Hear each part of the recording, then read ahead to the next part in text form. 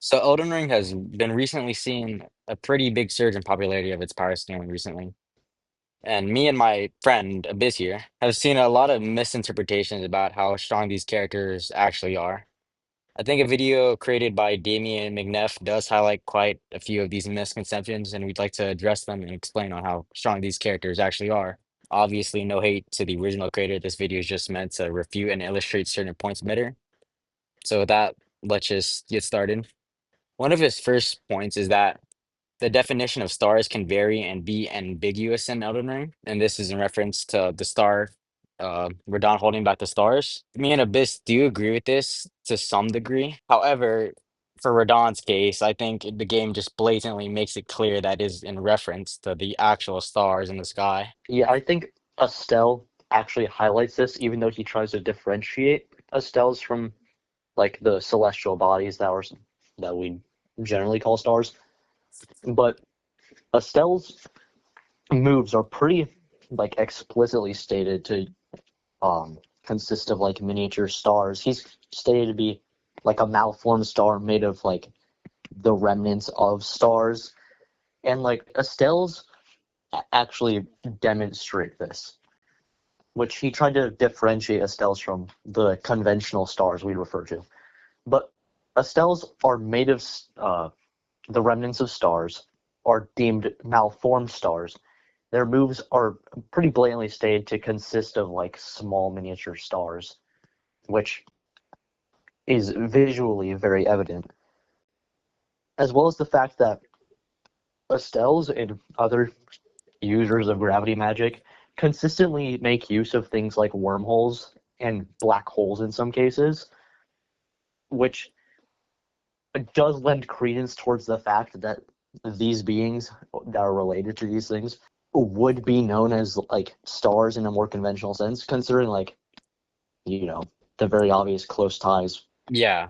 On top of that, I believe the game just makes it clear we're talking about actual stars in this case. The game does differentiate stars when it's talking about something else. Like for example, they often use the term falling star for just actual meteorites or beings like Estelle's falling star beast, Matir, the Elden beast. So the game does That do a good job of differentiating it. What are you gonna say? yeah, that and the fact that we like have visual like indication that these are stars in the sense that we know them as. Considering in his cutscene, we very visually see him, like very visually see the stars in a similar sense, where they appear stationary in the sky and then they begin to fall. Which, if he, like even like being generous in saying that like a lot of the stuff that he's holding is meteors and asteroids and the likes would not shine in the sky similar to a star, like similarly to how a star does, if it's not in motion. Yeah. As the Uh, main reason they'd be igniting is because they're in motion in the atmosphere, which we know can't be true because Radon is holding them still. yeah. And in the context of Radahn's feat of holding back the stars, we know it is just the actual stars in the night sky. It is connected to Ronnie's fate, who is inherently linked to just as celestial bodies like the stars.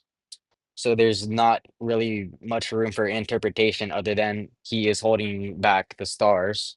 And another significant thing to mention in regards to trying to differentiate stars as a celestial body from stars in the sense of fate, for some reason that was a point made. Um, it's very clear that the stars in reference to fate is just referencing the celestial body of star, especially with Count Matir, Count Ymir's quest line with Matir, where it's just very evident that the Carians are connected to the celestial bodies in general, and the fact that he makes note of the fact that the moon is merely the closest of the celestial bodies, in which, as astrologers, their focus on the stars and such, it makes very clear that their fate is connected to the actual stars in the sky. It's not like this ambiguous metaphysical abstraction that like controls their fate or anything. And what also makes this true is the fact that when Radon is doing it, that's the reason that fate is stopped for Rennie. It's not like two different things. They are one and the same. He then asks how much of this night sky is he holding back, and how is he doing this, whether he's doing it via some type of other method or just directly doing it himself with his own power. For the first one, we know just blatantly, just via counting how many like stars we see in movement, he's just at the very least holding back hundreds of stars. And if you just look at the context of Ronnie's quest and then her just narrative in general, her entire fate and her purpose is just to bring about an order following like the entire universe and all the celestial bodies within it. So we know Ronnie's fate is inherently tied to just the night sky in general and just the entire universe as a whole. As primeval current magic, which is a part of her arsenal, just the entire universe is contained within it. Yeah, there's the other point of um how Empyreans break away from their fate being the fact that like they completely disjunct themselves from the universe and its effects. The steps to godhood inherit breaking away from the conventional laws of the universe, which is how they're stepping away from fate and everything, divesting themselves of all those limitations. Yeah. And I think it's just safe to say via his Radahn's star, Radahn's talisman, right? It just stated he confronted the falling stars alone, and thus did he crush them, his conquest sealing the very fate of the stars. That would just imply that he just did it with his own power. And in the image of his own talisman, we see him doing a spell and calling out That's to the stars. You don't even necessarily have to use that to debunk it. Just the fact that he did do it, like, notably on his own, confronting them alone. And, like, getting into the semantics of, like, a specific move he used just isn't really necessary because it's gravity magic. All he's doing is keeping them still. It's not like he's destroying them or anything right now. He's simply using gravity magic to maintain their position. Yeah, and any other interpretation of him using some type of, I guess, other spell that we've never seen him use to keep them in place as long as he's alive, it just doesn't make any narrative sense and isn't like there's no supporting evidence of this. It's never mentioned, and we never see a character do anything similar to that. So I don't know why it would be applicable to Radahn. Also, for some reason, a lot of people interpret this feat as universal for whatever reason. However, I'm here to tell you that it's not even close to universal. It's really impressive, yes, but holding back hundreds to septillions of stars, if we do go with the interpretation that it is the entire universe. According to NASA, there are 1 septillion stars or around there in our universe, and that would only come out to multi-solar system level. So I'm not quite sure where this universal scaling came from Radon, as it's nowhere close to it. There are other better arguments for universal or not. But There are better arguments for it, yeah, but this one that's specifically, it just isn't a universal argument at all. yeah. Also, he says each of Radon's attacks scale to this. It kind of does, in a sense, just because obviously he's using his gravity magic for that feat. And it's a pretty casual feat at that, considering if you think Radahn got stronger at all over the course of the Shattering, then he upscales that past self who casually did it in his youth. So current Radahn is much stronger than that. If you think he's constantly maintaining that control rather than just doing it at a one-time thing, and then he's also doing it insanely casually, considering he can fight people on his level, if not stronger, while maintaining it. And he's Radahn very notably can amplify his weapons using this gravity magic. He's using an application of the same magic to amplify his weaponry as well as performing this feat. And that's perfectly fine because it having that level of AP, especially in the sense that he's using gravity magic for said feat, wouldn't necessarily mean that he's blowing away the battlefield or sinking craters into the earth with every strike. He's controlling the gravity of it. He's controlling how powerful it is at all times. And AP doesn't even correlate to DC that much. So I don't see where that argument is coming from, like for or against, like an argument against it. I mean, Yeah, I agree with you said, but like this doesn't mean like every character that fights Radahn and survives the hit scales well, to yeah, multi-solar. obviously, Uh, because we know that characters can survive just hits from people much stronger than in the game. yeah, Granted, and that just means durability is really good, but their attack potency doesn't scale their durability. yeah, to that point, for a lot of these characters like Alexander or something, Radahn probably isn't going all out because like even just the nature of Elden Ring bosses, the more you fight them, the more like the more power they actually use. They'll start using new attacks or they'll start amping themselves more. So I don't think it's like fair to say that any character that just survives a hit from Dawn scales to him. That's not how that works. Well, that and the fact that unless you think, granted, I have a separate interpretation from what I assume most of you guys have, considering it's the main interpretation I see in the community, where you believe that Radahn is constantly maintaining his control of the stars. If you believe that, then Alexander has the potential to. Like, putting the rest of the arguments aside, he would have the potential then. If you don't subscribe to that, then he only possibly scales, to a much weaker Radahn, who might not even scale to that feat anymore. Yeah. Also, another notion that I would bring up just to debunk some power scalers is that you tanking an attack from a character doesn't inherently mean you scale to them, right? I can tank an attack and survive a hit from like Mike Tyson or something, but that doesn't mean my durability or AP fully scales to him. That just means I don't get one-shotted. Especially in the case of like Alexander, he took one shot and was completely like shattered.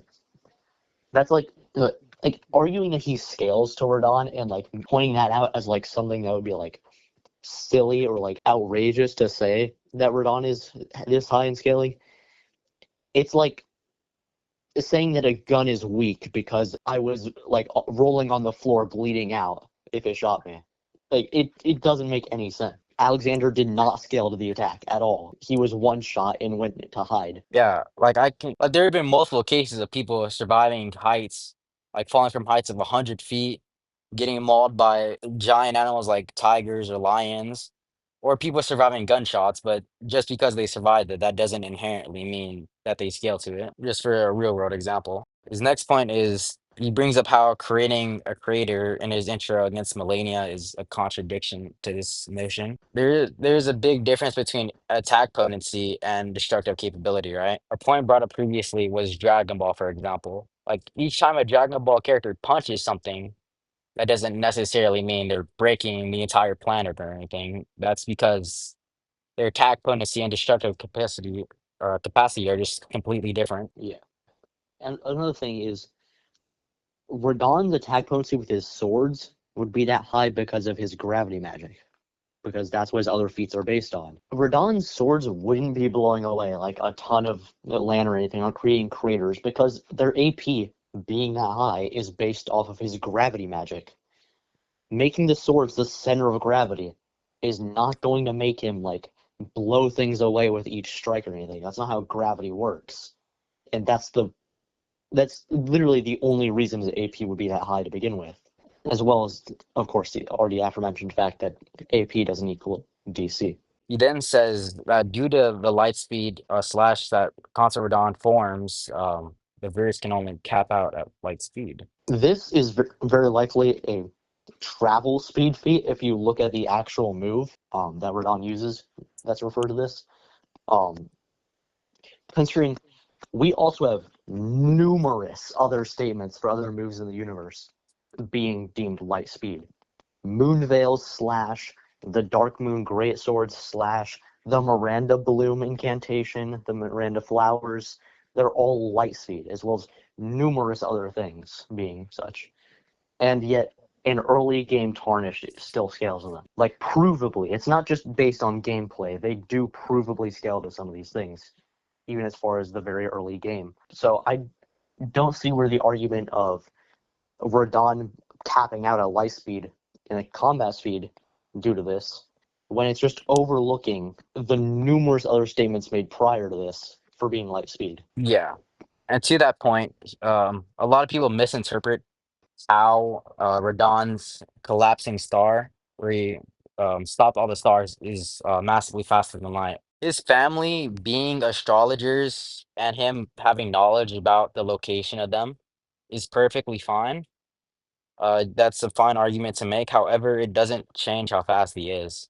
You can know where a star position is. However, your attack would still need to be faster than light to ever reach them in a decent amount of time. His talisman would imply that it was done in a very short moment of time, and he did it just basically immediately, with it immediately sealing Ronnie's fate. So it doesn't matter if he did or didn't know the location of the stars. At bare minimum, it would need to be massively faster than light to reach these other constellations, even if he did have knowledge about where they are. That and to suppose that he like created individual portals and like mapped out these stars to catch them individually is just outrageous, considering that would take like an absurdly long time. Which I understand the timeline of Elden Ring is decently long and things can be spaced out by a pretty decent margin. Not by that much. Radahn wasn't like still in his youth when he's sitting here for like 100 years, individually catching stars. Yeah, that's just a pretty silly notion. Another argument is that Melania's Scarlet Iona only affects the continent, therefore it's impossible to be universal, and that Melania can't be light speed due to her not being able to dodge light speed slash in gameplay. For the first point, that doesn't really contradict anything because we know that she just blatantly scales to Radahn to some degree, no matter how you interpret it. And like how we talked about previously, that would only be in reference to her DC. She just only has the DC to like affect a continent, but her AP and her actual durability can affect like the Starbuster character. So it's like not a contradiction. Yeah, as well as the fact that Scarlet Aeonia isn't an AP based attack in the first place. Its actual like potency in its attack is not the focus of it, merely the effects of the Scarlet Rot. Hence why Radahn isn't even phased physically by the Scarlet Aeonia hitting him. There's no injuries from it, so it just doesn't make sense to use as like an argument to downplay their attack potency. Yeah. Um, Another notion to note is that people would argue that Melania or other characters for this matter cannot scale to this level because they are affected by fire, which is pretty silly, I'm not gonna lie. Via that logic, every fire or element-based attack in fiction is only caps out at whatever that real life element can do. Like if I have a flame or using Dormammu for example, he uses flame-based magic, right? However, his flame-based magic can reach into the higher dimensions. And using an example like Dragon Ball, right? These characters are using light-based attacks. However, those attacks are faster than light blatantly. I was just gonna say, there's also the fact that the fire just directly counters the Scarlet Rot, and the Scarlet Rot isn't like again, Scarlet Rot is not based on attack potency. All it is conceptual rot. It's not gonna be like this big flashy move that like kills someone on the spot. No, it gives them like super cancer. It's it's not Yeah, like a gun or a rocket launcher. It's just gonna kill you immediately if you shoot in the head. But like that, you can't use those things to scale like their AP yeah. or like use it as like an argument to downplay it. Especially in the case of like saying fire burns away the Scarlet Rot. The Scarlet Rot is hard countered by the fire. That's like an entire point. That's the reason that Radahn is even still standing because his Great Rune burns away the Scarlet Rot. He also brings up how the herb tree can be affected by fire, so it's not that high of a scaling, right? Yeah. To that point, the fire, like Mesmer's fire, the frenzy flame, the fell god, it's just blatantly not normal fire.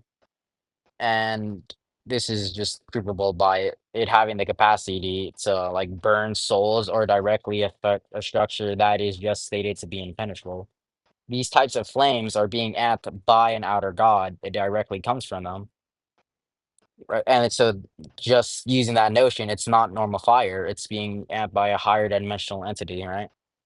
Via that Yeah, logic, like any element in fiction only scales to what it is in real life. Like Thor can use a lightning-based attack on a character, but that doesn't mean that attack is only lightning level.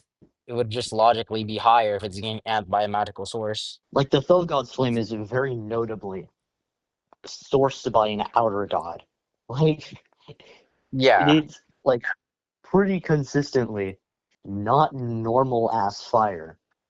yeah, It's this fire that's able to burn metaphysical constructs to a better point than anything that is accessible prior. It's it not just this like street level shit that you're just gonna walk through. yeah. That's also just supported by like the frenzy flame. The frenzy flame is just directly burning souls and despair and emotions and other concepts. It is clearly not normal fire. And I'm pretty sure Mesmer's flame also demonstrates this with him burning souls, if I'm not mistaken. You're not mistaken. There's statements of it. Yeah.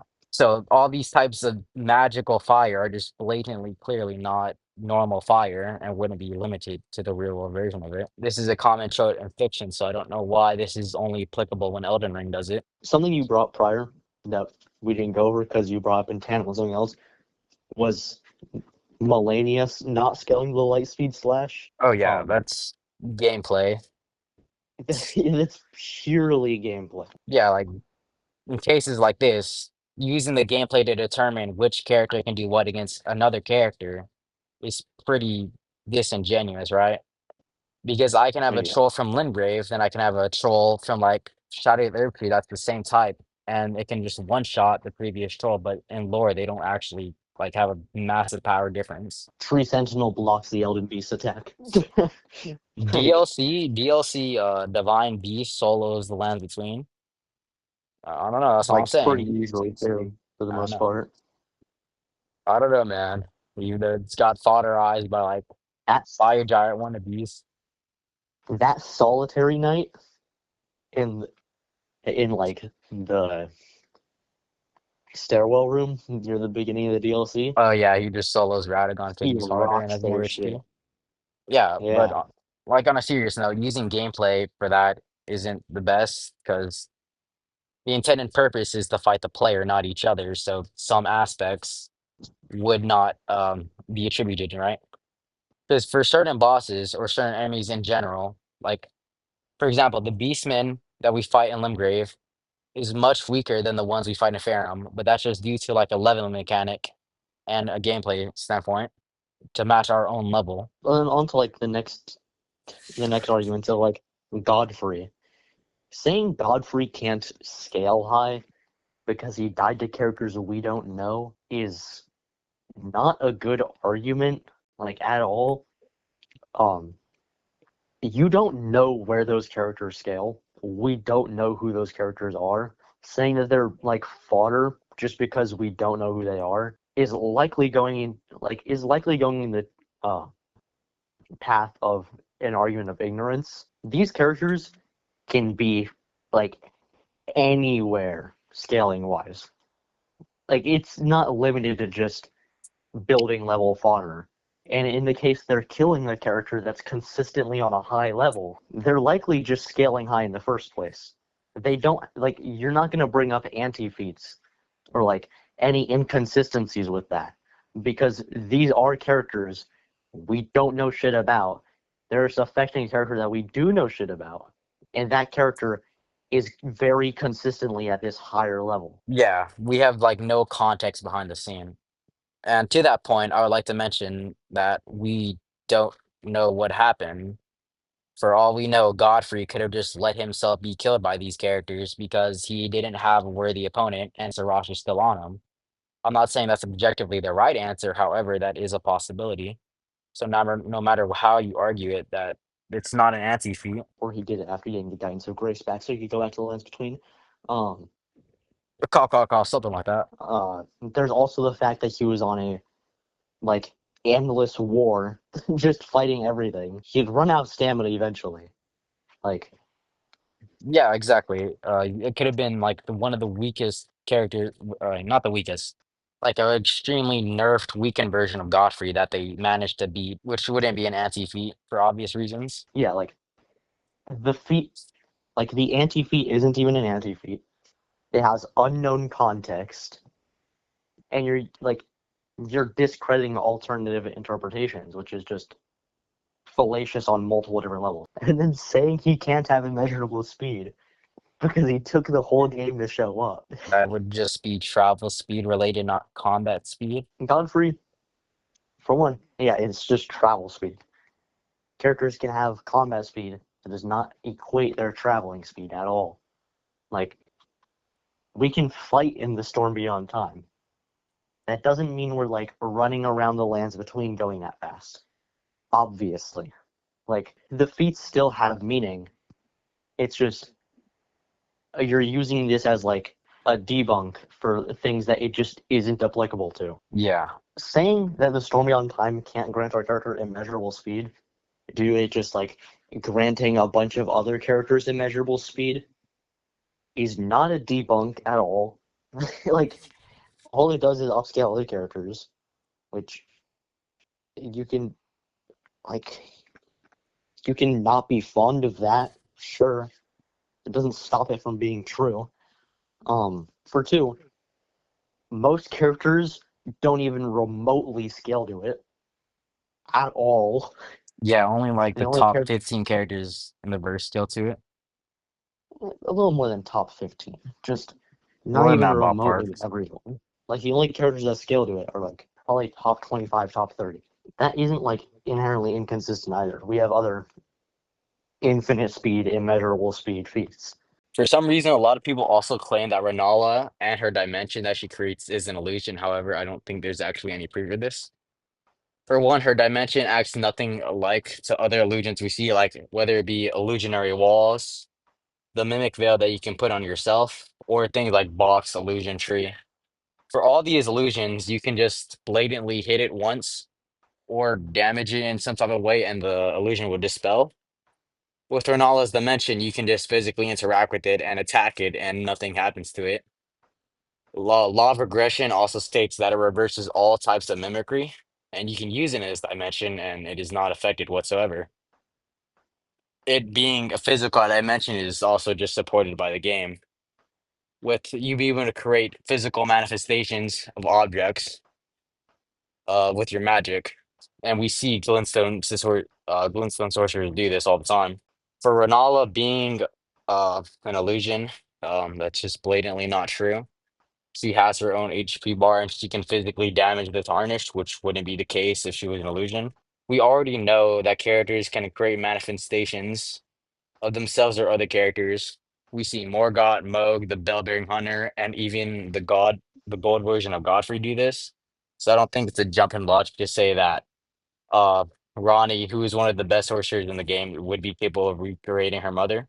In the CG World 186 interview with multiple of the directors and people behind the scenes from software working on the Elden Ring, state that their intention behind some of the things regarding magic was to make it more like the universe exists within magic. Um, Magic, especially if you just really look into how the primeval current works and all of the different things magic functions for, um, applying to the laws of the universe, space, creating black holes, wormholes, um, all that stuff. It's very evident that the intent is that a magic contains everything, especially when it goes as far as like connections between sorcery and incantations being connected to the Elden Ring itself, which governs all of reality. It's very evident that these things are meant to be portrayed on a universal scale. Renala creating this space, especially as she's considered one of the best sorcerers of all time, um, being capable of creating this, in which, yes, she would scale to it, unlike what's being said in this video.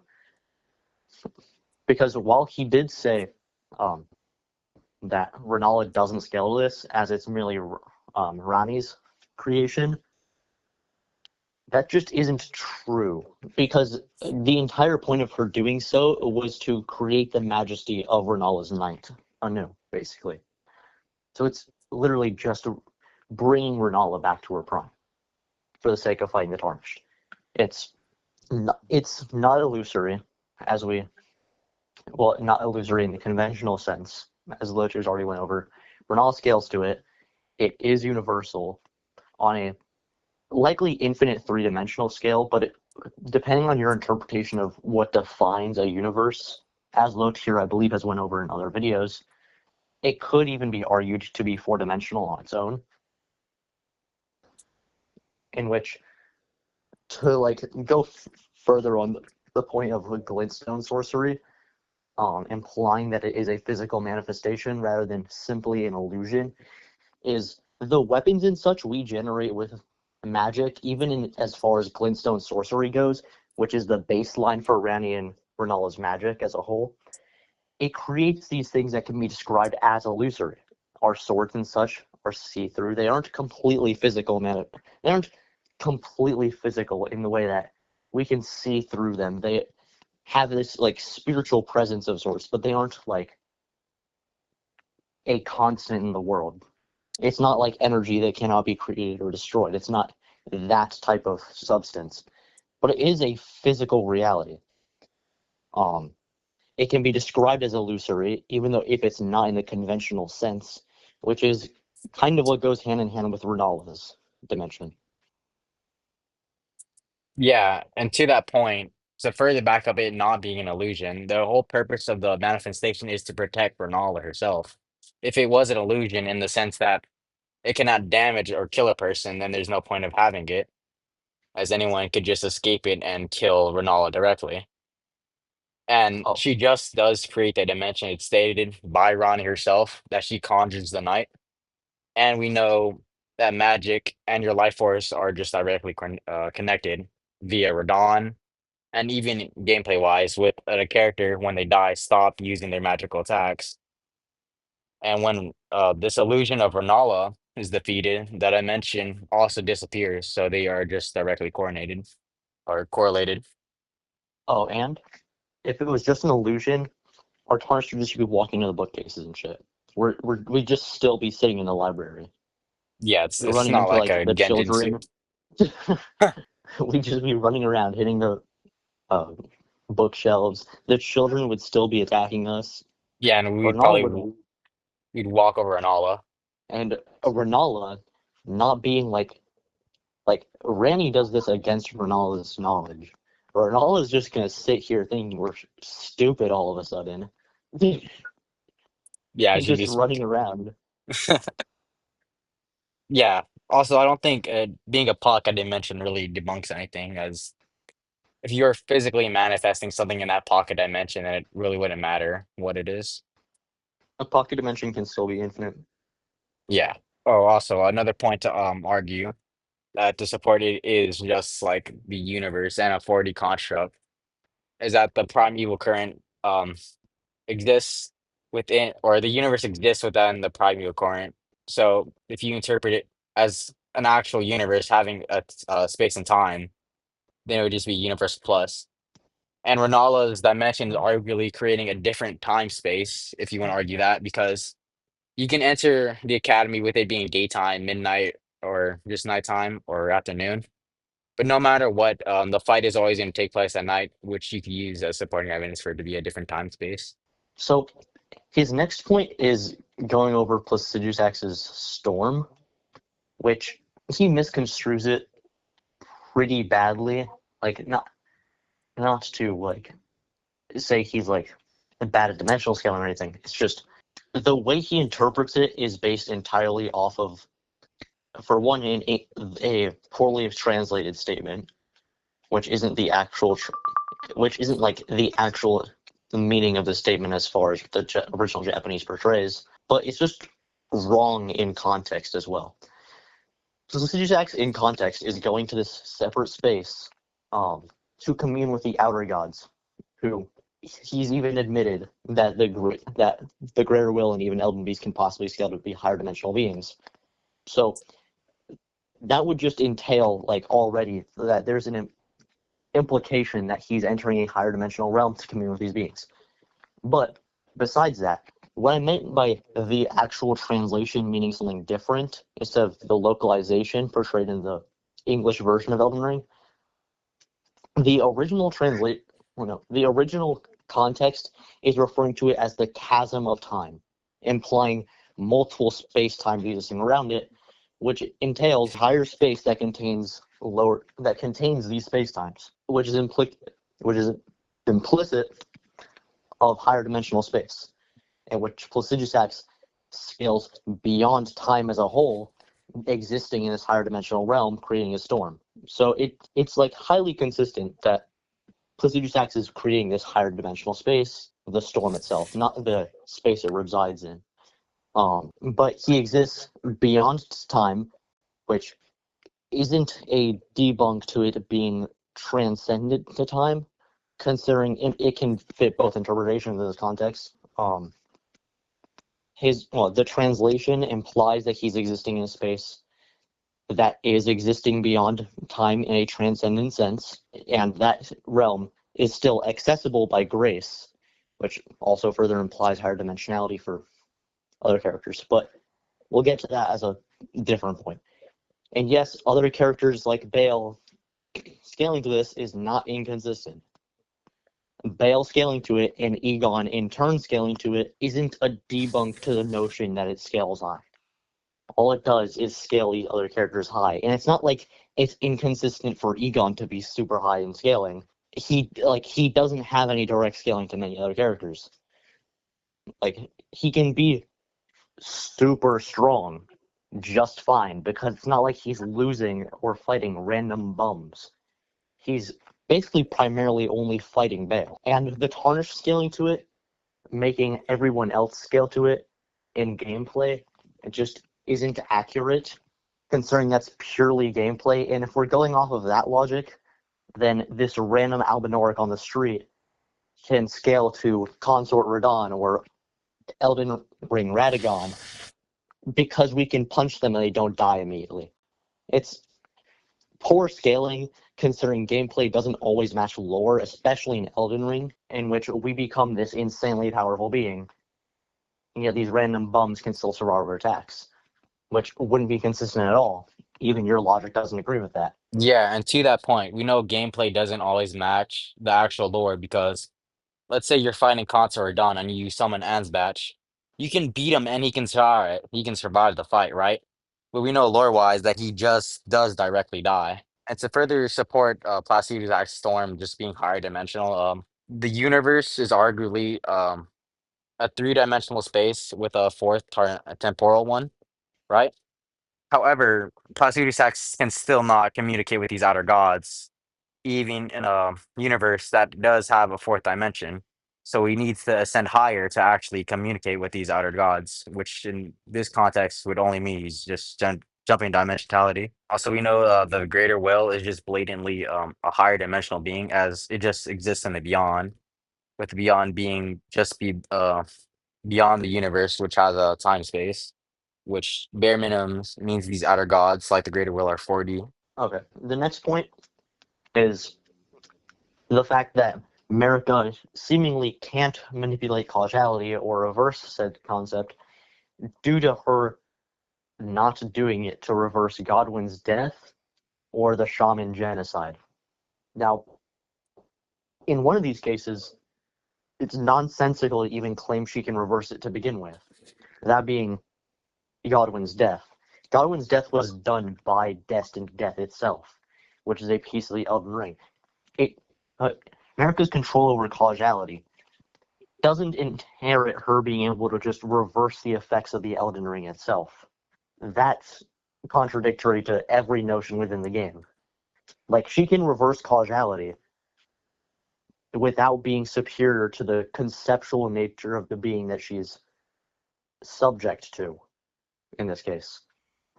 Now, why she wouldn't do it for the shaman genocide, her reasons, for one, her reasons don't particularly matter. Her not doing it in character doesn't mean anything to whether she can do it or not. There's no, you don't even particularly need an explanation as to why she doesn't, but like to present you with reasoning as to such, if she does that, like it takes away from her entire point of revenge. Like her reversing time so it never happened and then punishing these beings regardless with Mesmer, it makes very little sense. Considering her entire point was to make them suffer for their actions. In this case, they're suffering for nothing. It presents a moral dilemma, which, even though America does have questionable morality at times, it always has a basis. It's not her just mindlessly and senselessly attacking random things for no reason. Also, to this point, at this point, the shamans were dead and their bodies were malformed or just spread apart through the land of shadows. Law of causality only works on you or nearby objects to you. So even in this case, America just wouldn't be able to do it because the shaman's bodies are far apart from her. The next point commonly brought up is the Elden cannot be a platonic concept due to it being physically interacted with. It's doesn't really debunk the notion. All that would mean is that these characters can interact with metaphysical concepts or constructs. We are just blatantly told the Elden Ring is a concept no matter how you argue with it. And Miyazaki directly states it is a metaphysical concept in some regards. So no matter how you spin it, it is just metaphysical, or at least conceptual, right? And this Yeah, notion of being able to interact with the intangible is consistent with Elden Ring. Like even ancient dragons, for example, can interact with lightning and directly grab onto it. And lightning is just non-intangible. Like me or you cannot grab lightning. And we know these characters can interact with multiple forms. These characters can interact with souls, non-intangible things, and them affecting the Elden Ring would just show they have the capability of affecting conceptual stuff. we not only have instances of us directly interacting with conceptual things regardless, even if you argue that the physical form of the Elden Ring is just that, physical, without being this completely metaphysical thing, Malekith throwing death at us is absolutely metaphysical. You can't just say that death is a physical form. It isn't. It's like that's a horrible interpretation of it. That's completely baseless. But even regardless of that, the Elden Ring, like just steel manning the notion that's physical as well. It can be a physical embodiment of something while maintaining the power of its actual nature. Like the Elden Ring is a physical manifestation of the concept of order. It's the embodiment of it. It can maintain its power while still being a physical form so it can interact with the world, which is its entire purpose. The reason that it was sent to the lands between was to interact with it and influence the lands between for the greater will. That wouldn't make any sense if it didn't have a physical form to do so with, which is exactly how the Elden Ring is described, a physical embodiment of the concept of order. It can maintain this power while having a physical form to interact with the world with. Yeah, and to this point, we know these characters are capable of interacting or sealing the ruin of death, which is just the concept of death in the reality. So no matter how you spin it, these characters can interact with concepts. We can bring up the fact that he at least agrees that Riker is a bum. Yeah, yeah, Rykard is absolutely dog shit. The Book of Knowledge Yeah. does not save him. The strongest demigod, my ass, dude. The one time, well, one of the very few times that the Book of Knowledge is actually like talking about its ass. Yeah, but once again, this doesn't apply to the entire book. It's just this one entry. Stuff like this should be taken case by case, entry by entry. That's claiming that like one misdoing in the Book of Knowledge that isn't backed up, and using that to claim that the entire book is untrustworthy is just an appeal to trust, and it's just completely fallacious in nature.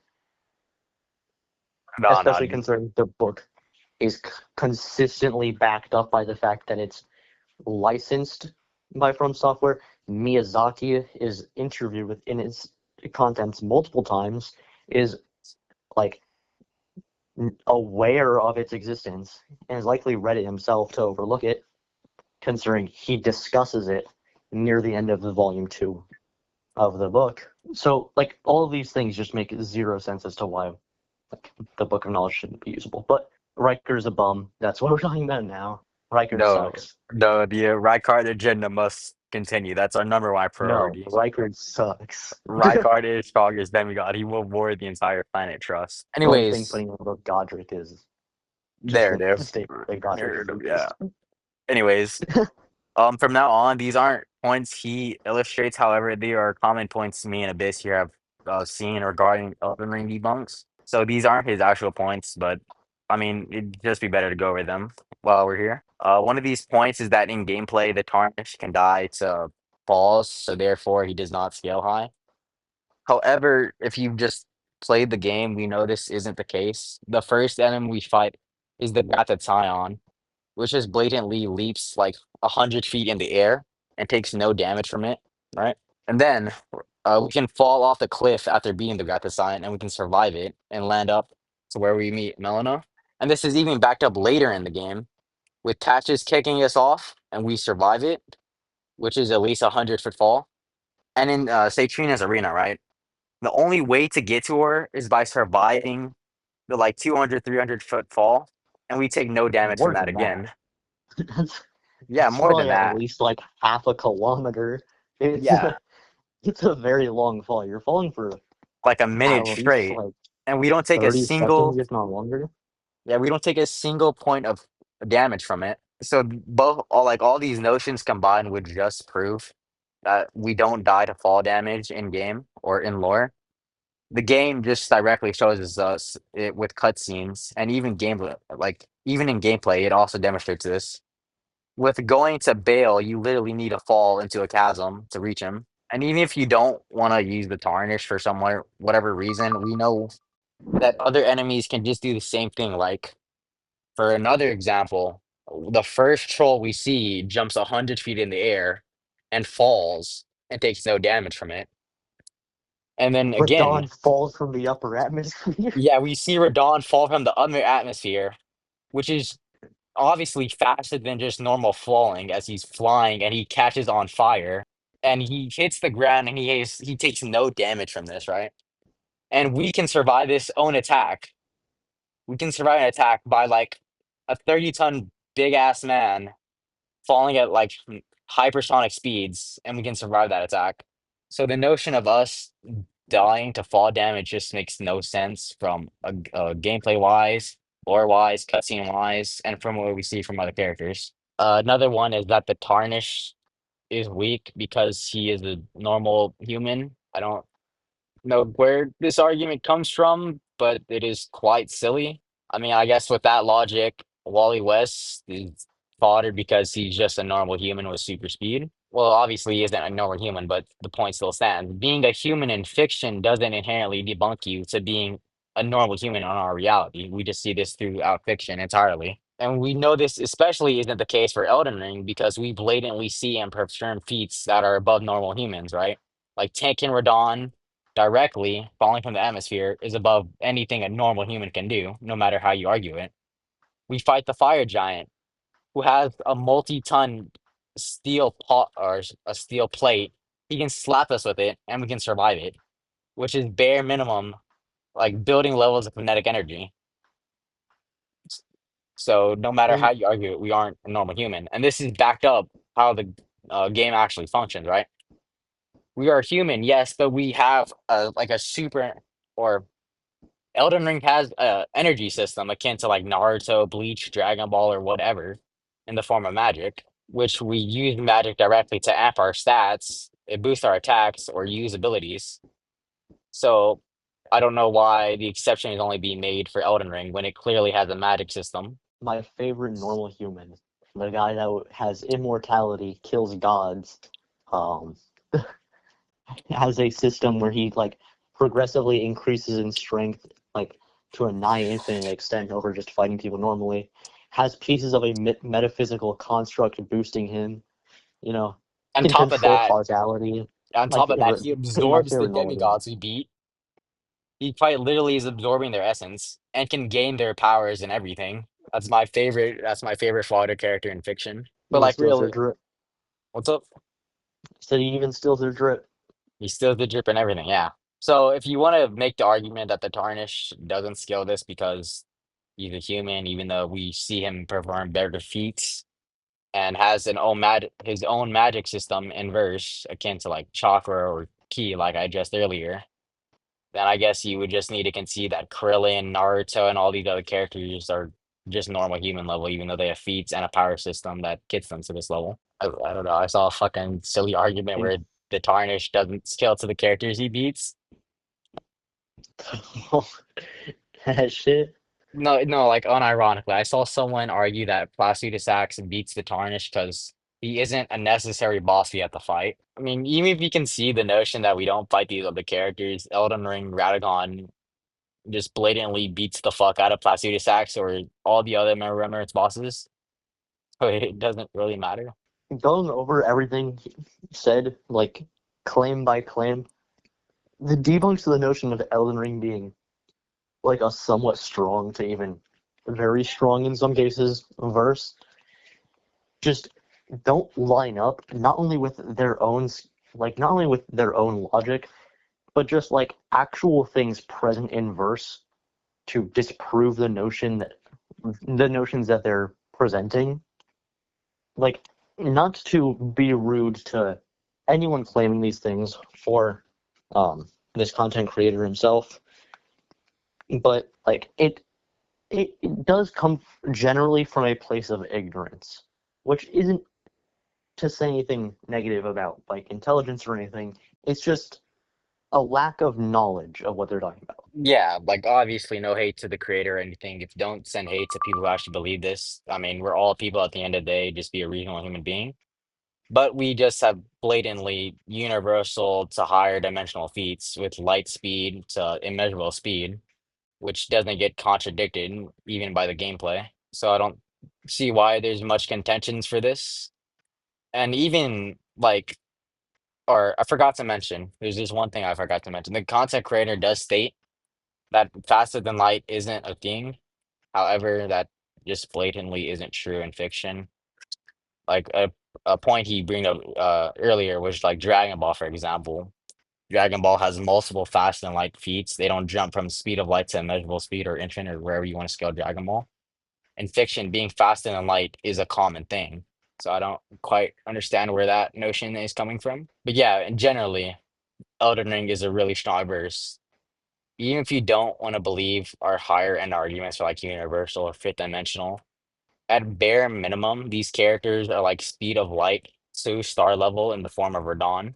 Thank you for watching the video.